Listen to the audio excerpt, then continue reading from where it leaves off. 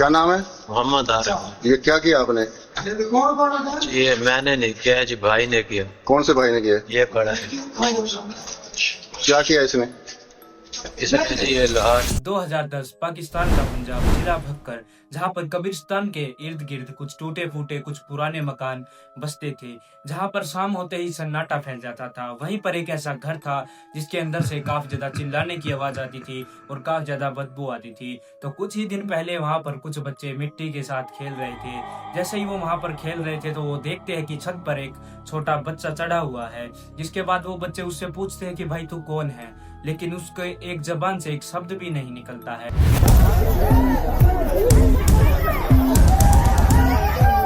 जिसके बाद वो बच्चे सोचते कि वो वहां पर फंस गया है या फिर किसी कारण से वहां पर रुका हुआ है। जिसके बाद वो उस बच्चे को वहां से निकालने के लिए जाते हैं।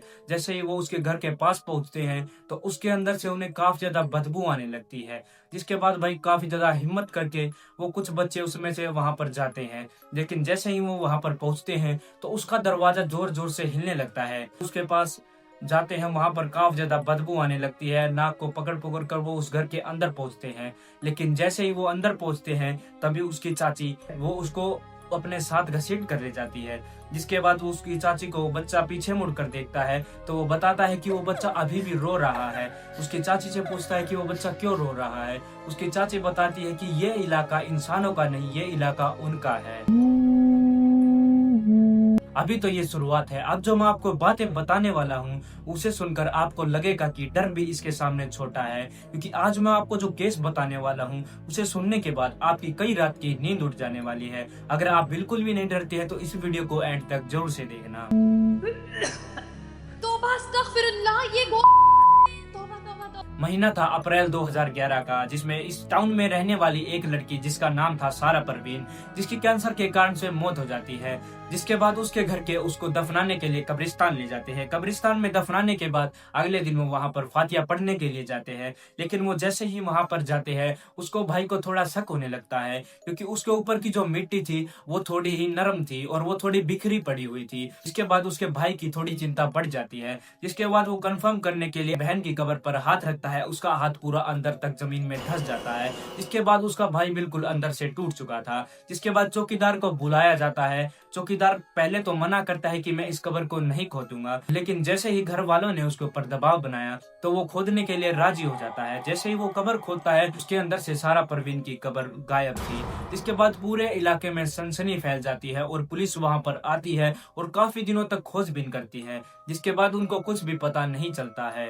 इन दरिंदों को देखने के लिए दूर दराज से सैकड़ों लोग थाना दरिया खान पहुंच रहे हैं। लेकिन पुलिस भी काफी दिनों तक छानबीन करने के बाद भी पुलिस को भी कुछ भी सुराग हाथ नहीं लगा था। इनफैक्ट सारा परवीन की बॉडी तक पुलिस के अभी तक हाथ में नहीं लगी थी। कुछ महीने बीत जाते हैं, लेकिन तभी वहां का जो कब्रिस्तान का चौकीदार था वो पुलिस थाने में आता है और जो जो अब वो बात कहने वाला है उसको आप जरा गौर से सुनना। उसका कहना था कि काफी दिनों से एक जो कब्रिस्तान में नीम का पेड़ है उस पर दो भाई आकर बैठ जाते हैं। जिसके बाद वो पूरी रात वहां पर बैठे रहते हैं। कभी कुछ हंसते हैं, कभी रोते हैं और कभी चिल्लाने की आवाजें तक आती है और कभी कभी तो वो कब्रों से बात करते भी देखे जा सकते हैं। और उनका चौकीदार का कहना था कि हो सकता है कि ये केस उन्हीं ने किया हो। उसके बाद पुलिस चौकीदार को उसके घर पर ले जाने के लिए कहती है, लेकिन चौकीदार उनको साफ मना कर देता है, क्योंकि चौकीदार का कहना था कि वे आदमी नहीं, वो कोई और जानवर या फिर कोई और आदमखोर है। जिसके बाद पुलिस थोड़ी हिम्मत करती है, वो वहां के घर पर पहुंचती है। लेकिन जैसे ही पुलिस उसके घर पर पहुंचती है पुलिस को अंदर एंटर होते ही काफी ज्यादा तेज बदबू आने लगती है। लेकिन पुलिस उसको इग्नोर कर देती है। उसके घर पर जाती है। उसके घर पर दो कमरे थे, एक कमरे में वो रह रहे थे। जैसे ही वो वहां पर कमरे में पहुंचते हैं तो उसका पहला भाई जो कि वहां पर था, जिसके बाद वो उसके भाई से पूछती है कि तुम्हारे घर से ऐसी बदबू क्यों आ रही है। तो वो बताता है कि हमने अभी अभी चिकन खाया है जिसकी ये बदबू आ रही है। जिसके बाद पूरे घर में छानबीन की जाती है, लेकिन पुलिस को कुछ भी ऐसा नहीं मिलता है जिससे उनको शक हो। जिसके बाद पुलिस उसके पूछती है कि तुम्हारा भाई कहाँ है। वो मना कर देता है, कहता है कि वो बाहर गया हुआ है। पुलिस जैसे ही साथ वाले कमरे में जाती है उसके अंदर और ज्यादा बदबू आ रही थी। थी और साइड में एक चूल्हे पर पक रहा था कुछ मांस, जिसके अंदर से भी काफी ज्यादा बदबू आ रही थी। उसका भाई बताता है कि उसके अंदर जो है हम चिकन पका रहे हैं। जिसके बाद पुलिस देखती है कि वहां से कुछ चींटियां जो कि लाइन में चल रही है और उनके हाथ में है मांस के टुकड़े। वो जैसे ही वीडियो का पीछा करते हैं, चींटी देखते ही देखते एक पलंग के नीचे चली जाती है। उसके बाद वो देखती है कि पुलिस वहां पर एक बोरी पड़ी हुई है। जैसे ही पुलिस उस बोरी को निकालती है, उस बोरी को खोलती है, उसके अंदर थी सारा परवीन की लाश। लाश देखने के बाद पुलिस के भी होश उठ जाते हैं। लाश की टांग गायब थी। पुलिस जैसे ही उनसे पूछती है कि इस लाश की टांग कहाँ पर है, तो उसका भाई बताता है कि टांग को तो हम पका कर खा गए और अगर आप अब नहीं आते तो हम पूरी बॉडी को पका कर खा जाते। पी शेर बहादुर नियाजी और तफ्तीशी ऑफिसर फखरुज्जमान भट्टी का कहना है कि कानून की किताबों में इस जुर्म की सजा सिरे से मौजूद न है। जिसके बाद पुलिस उन दोनों भाइयों को पुलिस स्टेशन में लेकर जाती है और पड़ोसियों से पूछताछ करने के बाद पड़ोसी बताते हैं कि उनकी 2 बीवियां और उनकी माँ भी थी, लेकिन उनका आज तक कुछ भी पता नहीं है। काफी लोग कहते हैं कि उनकी पत्नी को भी ये पका कर खा गए, लेकिन उन्होंने थोड़ी ज्यादा रिसर्च करने के बाद पता चला कि उनकी बीवियां अपने मायके चली गई। जिसके बाद उनकी पत्नियों से वजह पूछी कि तुम इनको छोड़कर क्यों चले गए। उसकी वजह सुनोगे तो आपकी भी रूह कांप जाएगी। उनकी पत्नियों का कहना था कि ये आदमखोर है, ये कोई आम आदमी नहीं है, क्योंकि ये एक दूसरे का मल मूत्र तक ग्रहण कर लेते हैं, एक दूसरे का मल मूत्र अपने शरीर पर लगाते हैं। इसके कारण वो उनको छोड़कर चली गई थी। लेकिन जब उनकी बीवी को बताया जाता है कि उन्होंने एक लड़की को मार कर भी खाया है, तो वो साफ मना कर देते हैं कि उनको कुछ ऐसा नहीं पता, लेकिन इनका इतना जरूर पता था कि एक दूसरे का मल मूत्र तक खा जाते हैं।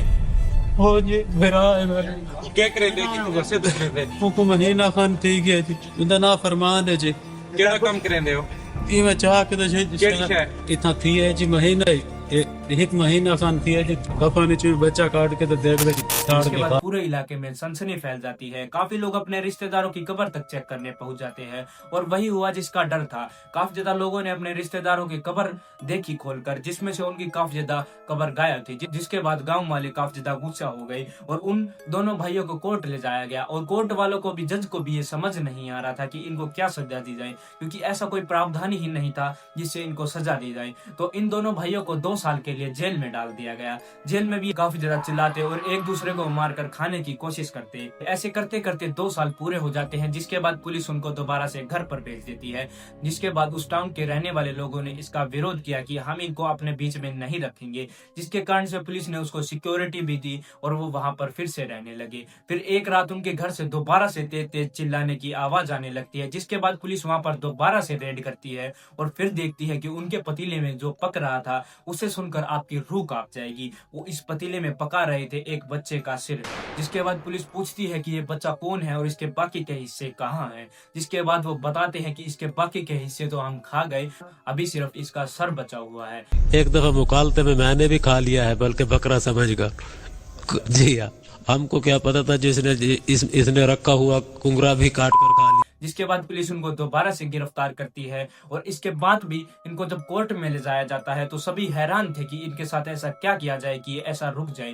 तो इन दोनों भाइयों का कहना था कि हमें मांस खाने की लत लग चुकी है। जिसके बाद इन दोनों को 12 साल के लिए जेल में बंद कर दिया जाता है और जल्द ही अब 12 साल होने वाले हैं और ये दोबारा से 2026 में छुटकर आने वाले हैं। अब देखना ये है क्या ये आकर फिर से वही कोहराम मचाते हैं या फिर अभी शांति से बैठ जाते हैं। आप सभी की क्या राय है, एक बार कमेंट करके जरूर से बताना।